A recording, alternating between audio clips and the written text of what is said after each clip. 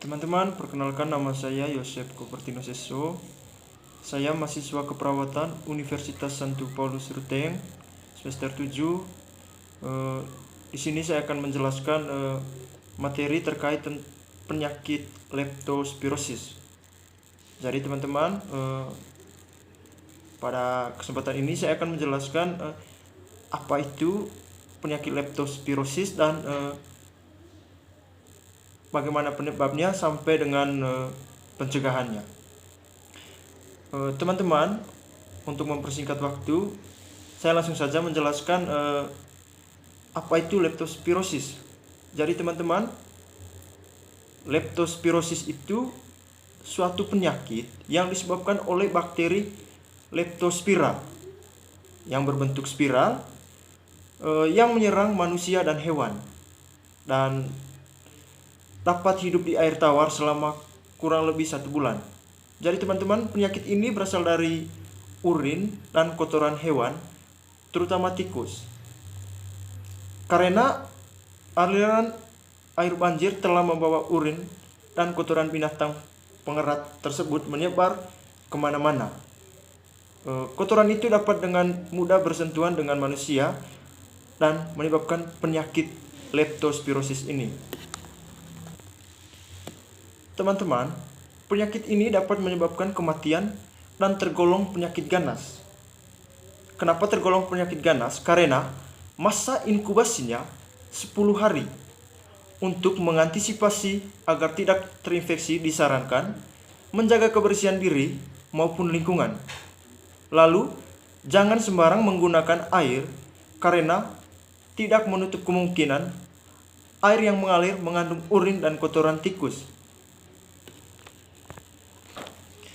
Teman-teman juga disarankan untuk membiasakan diri untuk mencuci badan dan tangan dengan air bersih dan menggunakan sabun antiseptik saat mandi.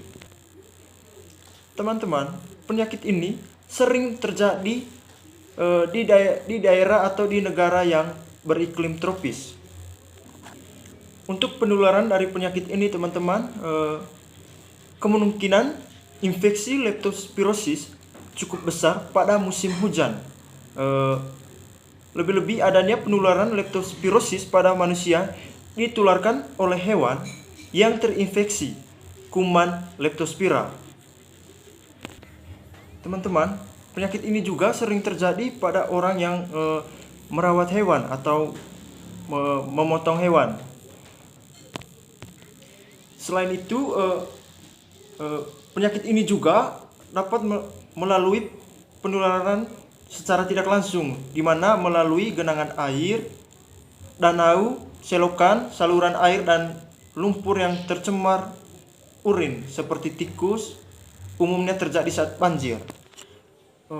Tanda-tanda dari munculnya leptospirosis ini, misalnya teman-teman merasa demam mendadak lalu disertai sakit kepala.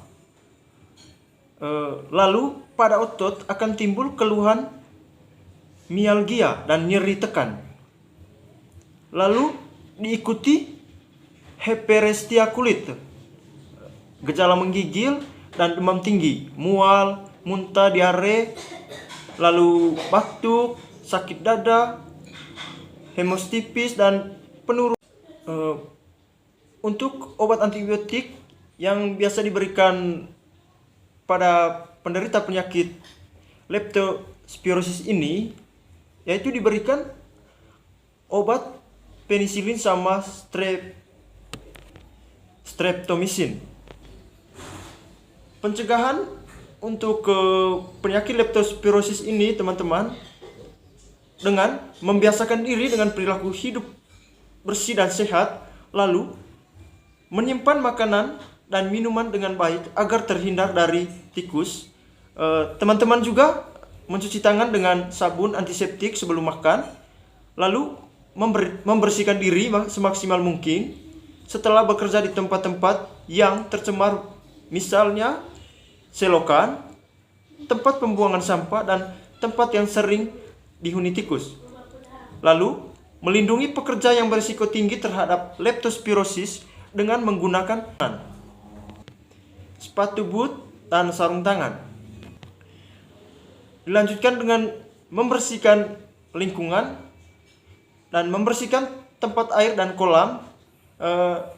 Teman-teman juga harus menghindari adanya tikus di dalam rumah atau gedung. Lalu menghindari pencemaran oleh tikus dan melakukan desinfektan terhadap tempat-tempat tertentu yang tercemar oleh tikus dan meningkatkan penangkapan dan pembasmian tikus. Jadi teman-teman, itulah beberapa pencegahan yang dilakukan oleh teman-teman untuk teman-teman yang menderita penyakit leptospirosis ini.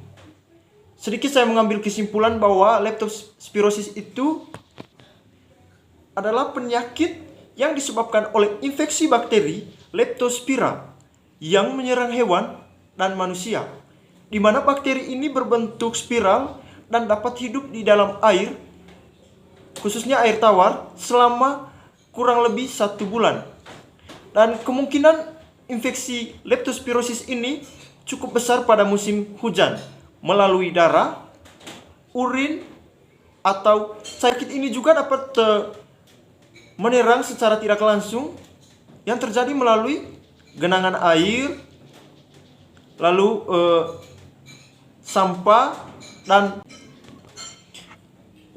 penyakit leptospirosis ini juga dapat menyerang secara tidak langsung, di mana misalkan melalui genangan air sungai dan selokan-selokan yang di dekat rumah.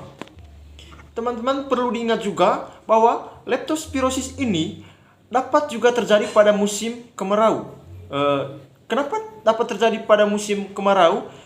Karena sumber air yang sama dipakai oleh manusia. Dan jadi teman-teman, itulah penjelasan singkat mengenai penyakit leptospirosis.